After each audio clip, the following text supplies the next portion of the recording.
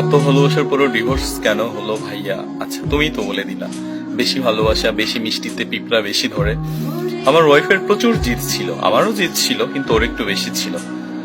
মেয়ে মানুষের এত জিদ মোটেও ভালো না। আরেকটা পাওয়ার ছিল ওর, সেটা হচ্ছে যে ও জব করতো। আর যারা জব করে এসব মেয়েদের একটু টেন্ডেন্সি এরকম থাকে যে আমি ডিভোর্স দিলেও হয়তো আমার বিয়ে শাদী প্রবলেম হবে না, আমার জব দেখে অনেকে আসবে। বাট সম্মানটা যে কত বড় জিনিস এটা অনেকে বোঝে না। আর আমাকে তার এত জিদ ছিল, মিথ্যে সব জিনিস নিয়ে এত সন্দেহ করত, আমি তাকে মারতাম। এটা আমি অনেক আগেও, 2 বছর আগেও বলেছি। আমি তাকে ভীষণ ভাবে মারতাম। এই জন্য সে ফ্যামিলিকে বলতো, আর ফ্যামিলি বলতো ছেড়ে দে, তোর কি হাজবেন্ডের অভাব? এই জন্য সে আমাকে ডিভোর্স করছে। আমার মতো ভালো হাজবেন্ড সে লাইফে কখনো পাবে না, লাইফ টাইম সাধনা করলেও পাবে না। আর সবার কাছে রিকোয়েস্ট থাকবে যে আপনারা বাচ্চার মা হওয়ার পর অ্যাটলিস্ট কোনো হাজবেন্ডকে ছেড়ে দিবেন না, একটু সময় দিবেন। হাজবেন্ড খারাপ হলেও ভালো হয়ে যাবে।